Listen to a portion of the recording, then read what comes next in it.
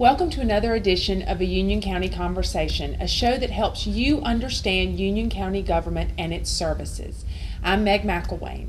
Today joining me are Frank Akmus, Chairman of the Union County Board of Commissioners, Cindy Coto, County Manager for Union County, and Jeff Yates, Chief Financial Officer and Executive Director for Administrative Services. In this episode, we're going to talk about the 2014-15 fiscal year budget that the Board of Commissioners approved at their June 30th meeting. We're going to talk about the details and some of the changes that citizens will see in their tax bills. In previous episodes, we've talked about where the money comes from to fund the budget. We've talked about how the goal of Union County government staff and the elected officials is to create a balanced budget, one that can provide all services that are needed to support the residents of Union County. And we talked about the extensive planning and the extensive communication that goes into developing a budget document, because so many different departments and service areas play into the final document. So with that, I welcome you all. Thank you for taking time to come in today. Thank you. So today we're going to discuss the final figures, and we'll start with Jeff. The budget is long and detailed, and a copy of it can be found on the county's website at unioncountync.gov. But Jeff, give us some of the highlights, a good overview of what is in this year's budget. Well, when you're talking about the budget, you're really talking about the expenditures and the revenues of the county. And it breaks into mainly three parts. The biggest chunk, obviously then being the general fund, which represents the expenditures for the Sheriff's Department, the expenditures for the Human Services Department, all of our administrative services from the manager's office to our tax collections office, EMS, parks, libraries. Those all are in the general fund. Those are primarily supported through ad valorem taxes and federal dollars and state dollars that come in to support different dedicated activities. The second fund would be the schools fund, which is new this year. It's called the Schools Budgetary Fund, and that's where we pay for all of the funding for the schools, about $106 million this year. And that's going to provide current expense funding as well as capital funding for the schools. And then we also have the Water and Sewer Enterprise Fund, which supports the operations for our water and sewer utility. We have about 40,000 customers in the county. Not everyone that lives in the county is on our water or sewer system. Some are on one part and not both. But that represents about $35 million. And all of those three groups each have their own capital program as well. So projects for the schools, projects for the water and wastewater, and so forth. And then we have a bunch of other little parts that make up, the 911 funds, volunteer fire departments, and those kinds of things, which are more dedicated funding streams that go with that. But the biggest chunks of that really are those three components: the county services, schools, and water and wastewater. You used a term that I've heard a lot throughout this process, ad valorem, property tax. Define ad valorem. Okay. When you get your bill, you own a house or you own a car, you'll get your bill, and this year when you get your tag renewal notice, for instance, you'll notice, if you didn't notice last year, going through that second round, when you go to pay and renew your tags, you have to pay tax on your vehicle or you pay tax on your house. Those are ad valorem taxes. They're the property taxes people pay based on the value of their house or their vehicle or their personal property. Okay. For businesses. So. Well, that helps. So how does the budget compare to budgets that have been adopted in previous years? This year is about an 8% growth over last year, and that is inclusive of our water and sewer fund, countywide services, as well as the Union County Public Schools. For countywide services, it's about a 5% growth. On the county side of the house, what we do is we go through a zero-based budget process in which we build the budgets from the ground up. We make no assumptions that anything is in the budget. We don't do start with a number and add inflation to it. And because of that, over the last 2 years, we have been able to identify efficiencies and cost savings in the services we provide. And those have allowed us to increase the programs, increase the services, because of the manner in which we approach the budget. And that 8% equals about $25 million. So the legislature recently voted on a bill that brings changes for the funding relationship between county government and public school systems. Tell me a little bit more about that, Chairman Akmus. Well, the legislature decided that because Union County is probably one of the most mediated counties, well, in fact, it is the most mediated county in the state, that there needed to be some injunction, if you will, by the state legislature to try to help foster a working relationship between the two boards. And frankly, I'll be honest, I did support that in its original intent, which was basically to disable the school board's ability to sue the county commissioners. You recall last year, the Board of County Commissioners held the line on school funding, went to court over $8 million, and that trial resulted in about a $91 million verdict.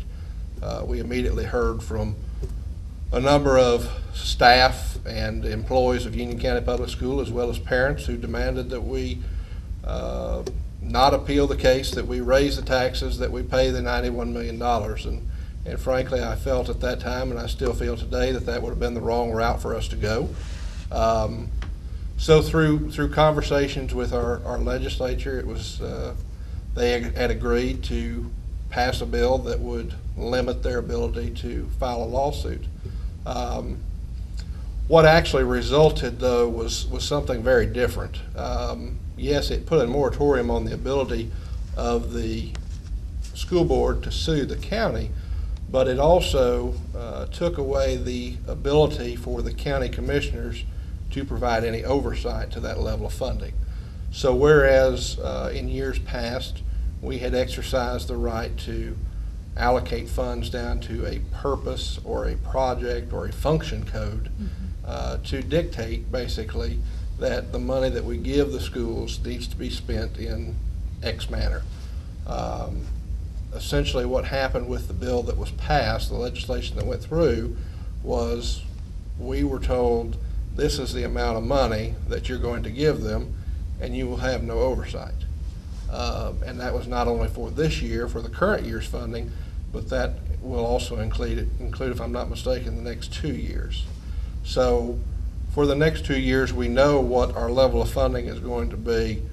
We have no oversight, and a lot of what you saw take place in the current year's budget is a result of that legislation. So the tax rate in Union County is going up. What is the new tax rate? Well, this year, the tax rate is a little different than what we've done in the past. In the past, we really focused in on one single tax rate for the entire county. But the commission determined, as they're allowed to do under the general statutes, that they wanted to split the tax rate into two components. One for county services and then one for the schools. The schools being the largest expenditure of the county. So the county services tax rate is about 30 cents, a little over 30.64 cents. And that provides for the sheriff and the library, all those services I talked about earlier. And that's the same rate that the county had last year, so there was no growth in that. The schools rate is about 45.5 cents, 45.5, and that is about a 10.14% increase, or about 28% an increase over what they had in the previous year. And that provides the funding that the chairman alluded to that was required by the state legislature as well as asked for by the schools at that point. It's still not as much as they had asked for, but it is a large portion of what they had asked for. And I think it's important to note that the county-wide tax rate also pays for the volunteer fire departments, our emergency medical services area. So we carry those responsibilities on our side of the house.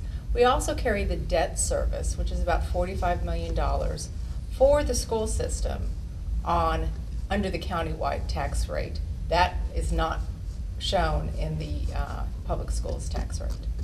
So out of that 30.64 cents, we pay the debt on the schools. We do. As well. It's about almost 6 cents of that 30 cents goes for debt service. And for instance, like the sheriff's department is almost 10 cents of that 30 cents. So once you start going in and splicing out that, those other dedicated revenues I alluded to earlier, and you start looking at what each department costs ad valorem wise, you can start to see kind of where all that money goes. And the largest chunks of it, like Cindy mentioned, it goes to the volunteer fire departments, it goes to EMS services, it goes to the sheriff's department, large chunks of it go to schools debt service. And not to mention that the schools debt service also takes up the vast majority of our sales taxes. well, all of the sales taxes in this year's budget are dedicated to cover that debt service, on top of the 5 cents that they take from the Avalon tax rate. So I have a question. You mentioned that the decision by the legislatures it tells you what the amount the county will give to the schools for the next, was it 3 years? It's a 2-year moratorium. It's a 2-year. So will the tax increase that we've talked about, is that sustainable to cover that amount, or is there the possibility that the taxes could change? I will try to answer that to the best of my ability. I'm going to defer probably back to Mr. Yates to help me out here. But my understanding is that through a smoothing process, we were able to establish a rate that will carry us through this moratorium period. If that's not correct, That's you can correct. correct me. The legislation that was passed provides growth in the current expense funding for the schools that's equal to the growth of their ADM, which is their student population, how many students they have, and CPI, which is the national measure of inflation. So if that inflation stays between 4% and 5%, we think that the 45.5 is sustainable for the 2 years. If it goes much above that, then we may have to have an additional conversation. But we feel pretty confident that that's sufficient to, as we call it, the smooth rate, to allow for a single year jump for the next 2 years. Okay, and I felt like that was a question that our audience would have. And I know that our audience is very interested on how this is going to affect them individually, because it will impact every person differently. So first, this is a property tax increase, correct? Let's just clarify that Yes. for the audience. Yes. Absolutely. Okay. And how will residents be notified of any additional amount that they will owe? Well, they'll receive their normal tax bill. As I mentioned, on vehicles, when you renew your tags, you'll get your tax bill. In fact, bills going out today and people buying cars today will see the new tax rate. I want to go back real quick to the question, the impact on the average taxpayer. Average home in Union County is about $206,000, and the average car is almost $10,000. So that taxpayer is going to pay about $220 in addition to what they paid in the previous year. So they'll see that then when they get their tax bill through their escrow agent for their house if they have a mortgage. Only about 40% of Union County taxpayers pay through that. So they'll see it that way, and like I said, through their tax bill for the vehicles. And their tax bills come out in January. That was my next question, is approximately what time of year will they see that? And so where will they pay the bill? They'll pay the bill They can pay by mail? here, they can pay it by mail, they pay through their escrow agent, again, tax and tag office. They can pay it online through any number of avenues that Okay. are available to them. So to close out the conversation, first, if anyone has questions after this episode and would like to find out more, there are several ways. You can visit unioncountync.gov. You can also email askthecountymanager@unioncountync.gov, or you can call any of your local elected commissioners, county commissioners. They are always available to talk to their constituents and talk to all the residents of Union County and answer any questions. So, and that information, their contact information, is available on the county website as well. So in closing, what's next in the process? Well, thankfully, the 2015 process came to a close last night. So where we are is we'll be auditing in 2014, and in October you'll see the financial results from the current fiscal year that ended yesterday. And then we'll start 2016 about mid-August. So the fund will start all again. And when we say mid-August, the finance staff, working with the manager, really starts about mid-August. The departments get involved about December, and that's about the same point in time, December, January, that we start holding our work sessions with the Board of County Commissioners and establishing what are the parameters, what are the priorities, where do they want resources to go, and we do that on an annual basis. Okay. Well, I appreciate y'all taking time to talk to me and inform the residents of Union County. Again, if you have any questions, visit the Union County government website at unioncountync.gov, and you can find commissioner emails and phone numbers. You can also email askthecountymanager@unioncountync.gov. Thank you and have a great day.